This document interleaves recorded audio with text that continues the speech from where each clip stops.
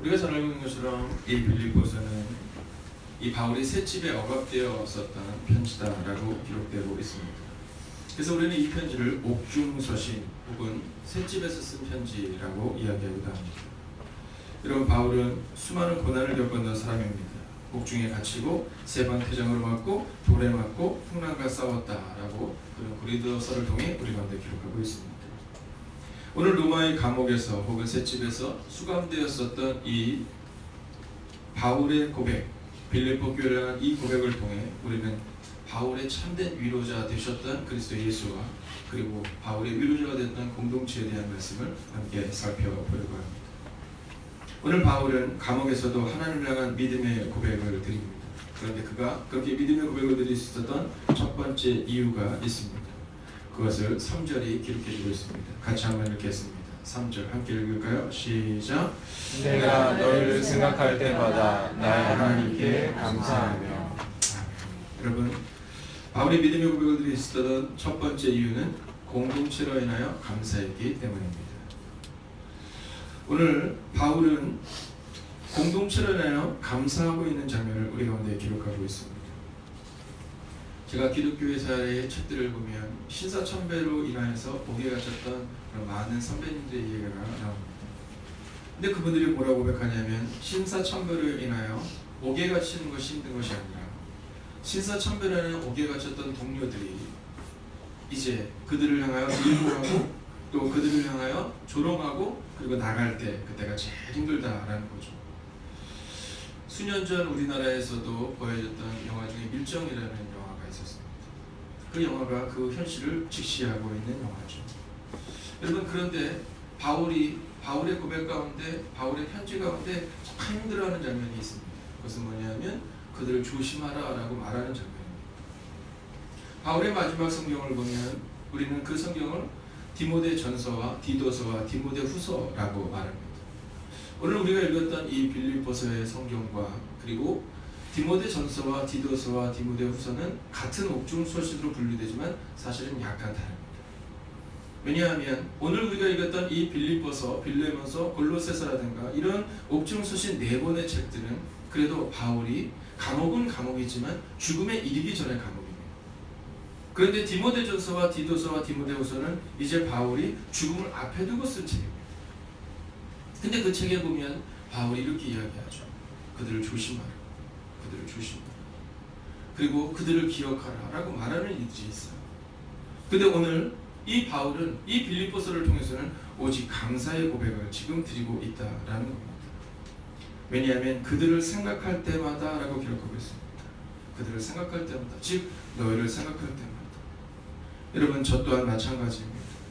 오늘 이 새벽 함께 교회를 위해 잃어버린 자를 위해 기도할 수 있는 여러분이 있기 때문에 저는 감사함으로 오늘 이곳에 설 수 있다고 생각합니다. 사랑하시는 여러분, 기억하십시오. 누군가에게 있어서 감사의 조건이 되시고 목회자에게 있어서 감사의 조건이 되시고 그리고 눈물 흘리는 자에게 있어서 감사의 조건이 되는 여러분, 사랑하시는 행복에 가득한 교회 성도님들이 여러분의 그 사랑과 여러분의 그 은혜와 여러분의 그 헌신이 이 교회를 세우고 또한 이 목회자를 세우고 그리고 잃어버린 한 영혼을 찾는 일에 사용되어지고 있음을 기억하시며 오늘도 이 목회자가 감사하는 것처럼 여러분도 감사의 삶으로 오늘을 살아가시기를 주의 이름으로 축원하겠습니다. 아멘. 두 번째는 기쁨으로 기도했다라는 것입니다. 기쁨으로 기도했다. 여러분, 우리가 4절의 말씀을 우리가 함께 읽어보겠습니다. 함께 읽을까요? 시작. 간구할 때마다 너희 무리를 위하여 기쁨으로 항상 간구하는. 아멘. 기쁨으로 간구했다라는 겁니다. 여러분, 이 무리라는 표현은 성경에서 그렇게 멋진 표현으로 나오지는 않습니다. 예수님이 사역을 하실 때마다 제자라는 표현에 대해서는 주목하시지만 무리라는 표현에 대해서는 그렇게 주목하지 않으십니다. 5,000명의 무리가 있었고 4,000명의 무리가 있었지만 그러나 예수님은 그 5,000명의 무리, 4,000명의 무리가 일하는 것이 아니라 제자들과 함께 일하셨죠. 그런데 성경에서 유독 이 무리라는 표현에 대해서 긍정적으로 사용되는 부분이 있는데 바로 이 부분입니다. 뭐라고 이렇게 하냐면 간구할 때마다 너희 무리를 위하여 기쁨으로 항상 간구함은 이라고 나가고 있다라는 겁니다. 여러분, 빌립보 교회는 작은 교회였습니다. 빌립보 교회는 새로운 교회였습니다. 빌립보 교회의 성도들은 오랜 신앙생활을 했던 사람이 아닙니다. 신앙의 연수를 자랑하는 사람들이 아닙니다. 내가 목사다, 내가 장로다, 내가 권사다, 집사들을 자랑하는 사람들이 아니라 이 빌립보 교회는 대부분이 초신자들로 이루어진 교회였습니다. 근데 이 교회를 향하여 오늘 성경은 뭐라고 말하냐면 너희 무리를 위하여 기쁨으로 간구함은 이렇게 기록하고 있어요. 여러분, 눈물을 넘어서는 기쁨의 기도가 그들 가운데 있을 것을 오늘 바울은 확신했다는 겁니다. 목회자의 특권 중에 가장 큰 특권은 기도의 응답을 보는 거예요. 목회자에게 와서 기도의 제목을 나눕니다. 목사님, 이 기도의 제목을 함께 나눕니다라고 눈물을 흘리죠. 그런데 그 눈물의 기도에 응답을 되는 것을 보는 것이 목회자의 특권이에요. 사랑하신 여러분, 저도 여러분을 향하여 늘 기도로 간구합니다. 여러분의 삶 가운데 기쁨으로, 지금은 눈물 가운데 있지만 끝내는 기쁨으로 그 기도가 응답되는 때가 반드시 오게 될 것입니다. 아멘. 또한 바울이 기뻐하는 이유가 있어요. 그 기쁨의 이유 5절을 같이 한번 볼까요? 함께 있습니다. 시작. 너희가 첫날부터 이제까지 복음을 위한 일에 참여하고 있기 때문이라. 아멘. 여러분, 바울이 이 무리를 위하여 기뻐했던 이유는 첫날부터 이제까지 복음을 위한 일에 참여하고 있기 때문이었다라는 겁니다. 자, 복음을 전하는데 협력해왔기 때문이다라고 현대인의 성경은 번역하고 있습니다. 사랑하신 여러분, 오늘 바울의 고백을 보십시오. 너희가 첫날부터 이제까지 나의 일에 참여했다라고 기록합니다. 바울의 디모데 후서를 보면 바울의 복음을 전하는 일에 참여했던 사람들과 바울이 복음을 전하는 일을 방해했던 사람들로 나뉘어서 기록되고 있습니다. 바울을 공격했습니다. 공동체를 허물어뜨리기 위하여 노력했던 사람들의 이름이 나옵니다. 그들은 그 사실을 잘 모르지만 그럼에도 불구하고 그들로 인하여 무너졌고 그들로 인하여 떠났던 많은 사람들의 이름들이 기록되고 있습니다. 그런데 오늘 빌립보 교회를 향해서는 이렇게 말합니다. 복음에 협력했던 사람입니다. 사랑하신 여러분, 오늘 바울은 그 사실만으로 감사하고 있습니다. 비록 지금 그는 감옥에 갇혀 있지만, 감옥에서 눈물 가운데 있지만 그는 복음에 협력했던 사람들로 인하여 감사하고 기뻐하고 있다고 말하고 있다는 것입니다. 여러분, 눈물로 시작했지만 오늘 기쁨으로 끝나는 이 본문의 말씀을 잘 주목하셔야 합니다. 어저께 새가족 가운데 박정진 성도님과 김진선 성도님의 자녀들이 좀 아팠어요. 독감인 아이도 있고요, 독감일 것으로 예상되는 아이들도 있었어요. 근데 그 두 분이 그렇게 말씀하시더라고요. 목사님, 오늘 빨리 가야 돼요. 빨리 가야 돼요. 왜냐하면 아이들이 지금 독감일 수도 있어요. 어저께 제가 그분들을 보며 저의 마음에도 바로 이 기쁨이 있었습니다. 누군가가 새가족을 향한 사랑과 누군가가 새가족을 향한 헌신이 있었기 때문에 그분들의 마음 가운데 자녀들이 독감에 걸렸음에도 불구하고 이 주일, 이 예배를 사모하며 이곳으로 나올 수 있었다라는 것입니다. 사랑하신 여러분, 지금 행복에 가득한 교회 새가족들이 늘어나는 이유, 하나님이 그들을 우리 가운데 맡겨주신 이유는 누군가가 그들을 양육할 수 있는 그 힘이 우리 가운데 있기 때문이라고 생각합니다. 오늘도 복음에 협력하는 여러분들의 그 사랑과 그 헌신을 통해 그 놀랍고 위대한 일들이 우리 가운데 일어남을 믿고 오늘도 살아내셔야 한다라는 것입니다. 어저께 5주가 생활하는데 저희 교회 성도님이 아닌 분이 한 분이 있습니다. 그분은 타교회를 다니고 있지만 이제 신앙적으로 좀 더 성장하고 성숙하기를 원하는 마음으로 5주간의 시간을 정하여서 부평에서 여기까지 훈련을 받는 분이 있었습니다. 근데 그분이 어제 그런 얘기 하시더라고요. 식사를 다 마쳤어요. 어저께 우리 집사님께서 떡볶이를 성가들을 위해서 준비해 주셨어요. 그리고 밥을 준비해 주셨어요. 그분이 너무 쑥스러우시니까 떡볶이를 드시긴 했더니 아니요, 괜찮아 이렇게 얘기했는데 제일 많이 드시더라고요. 근데 그분이 다 드시고 나서 이렇게 얘기하셨어요. 목사님 참 감사해요. 참 감사해요. 여러분, 그런데 사실 그건 제가 준비한 게 아니죠. 어저께 제가 그 가지고 오신 분에게 너무 감사했더니 아니에요, 이것은 김순환 집사님이 준비하신 거예요. 저도 마찬가지로 아니에요, 제가 준비한 건 아니잖아요. 그러나 그분의 마음가운데 복음을 위해 협력하는 그 한 사람의 헌신을 통해 행복하다라는 마음 가지고 나아갈 수 있었다라는 것입니다. 7절을 같이 한번 또한 읽어볼까요? 7절입니다. 함께 읽습니다. 시작. 내가 본 무리를 위하여 이와 같이 생각하는 것이 마땅하니 이는 너희가 내 마음에 있음이며 나의 메인과 복음을 변명함과 확정함에 너희가 다 나와 함께 은혜에 참여한 자가 됨이라. 아멘. 제가 읽어보겠습니다. 현대의 성경으로 이렇게 말합니다. 내가 갇혔을 때나 기쁜 소식을 변하고 증거할 때에도 나와 함께 하나님의 은혜를 받고 고생해온 여러분을 내가 늘 마음속으로 생각하는 것은 당연한 일입니다 라고 말하고 있어요. 여러분, 기쁠 때 함께하는 것은 누구나 할 수 있습니다. 그러나 오늘 바울은 이렇게 말해요. 내가 갇혔을 때나 내가 고생할 때 함께 고생해온 여러분이라고 말하고 있어요. 여러분, 전 행복이 가득한 교회 성도를 생각할 때마다 감사할 수밖에 없어요. 여러분, 지난 5년 동안 기쁠 때나 갇혔을 때나 나와 함께 하나님의 은혜를 받고 고생해온 여러분을 생각할 때마다 얼마나 큰 은혜 가운데 있는지 몰라요.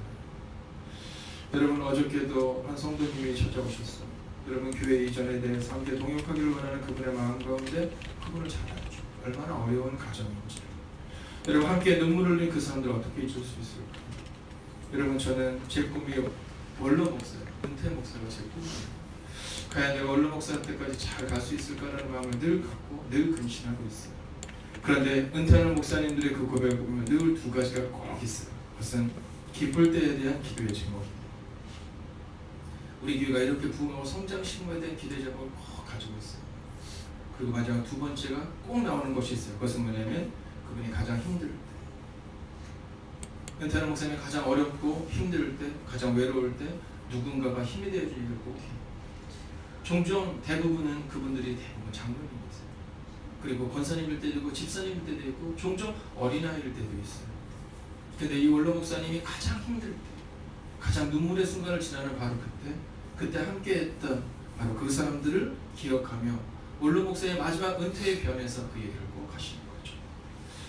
사랑하시는 여러분, 오늘 우리 가운데도 그 은혜가 있어야 해요. 여러분, 오늘 우리 가운데 기쁠 때나 즐거울 때, 특별히 여러분의 가정을 향하여 축복하며 기도합니다. 여러분의 자녀들이 힘들 때 여러분 끝까지 여러분의 자녀들의 힘이 되어주세요. 그래서 다른 사람은 몰라도 우리 엄마는, 우리 아빠는 늘 내 힘이었지.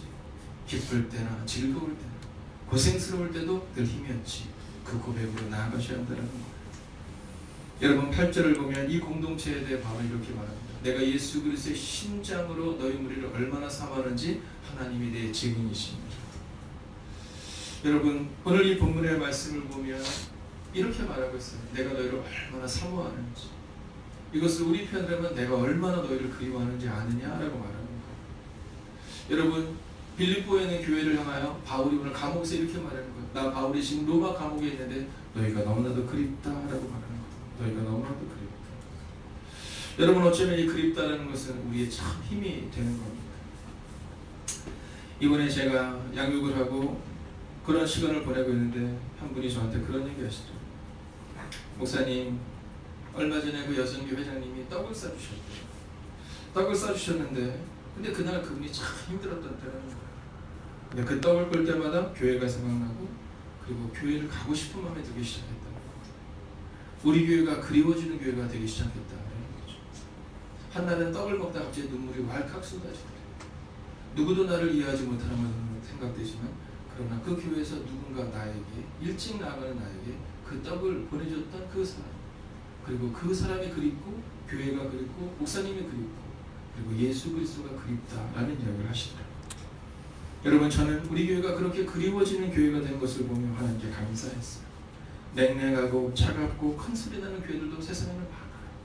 그러나 그 자매님이 고백했던 것처럼 그리워하는 교회, 여러분, 아무것도 아닌 그 떡 몇 덩이로 인하여서 그 떡을 볼 때마다 나중에도 눈물을 흘릴 수 있는 그리워하는 교회, 여러분, 바로 이 빌립보 교회가 그리고 우리 교회가 그런 교회다라는 거죠.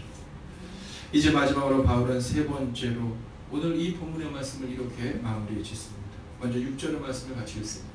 6절 함께 읽을까요? 시작.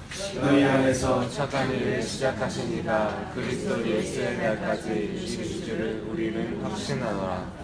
아멘. 오늘 바울은 세 번째로 오직 예수님만이 위로자시다라고 고백하고 있어요. 오직 예수님만이 위로자시다.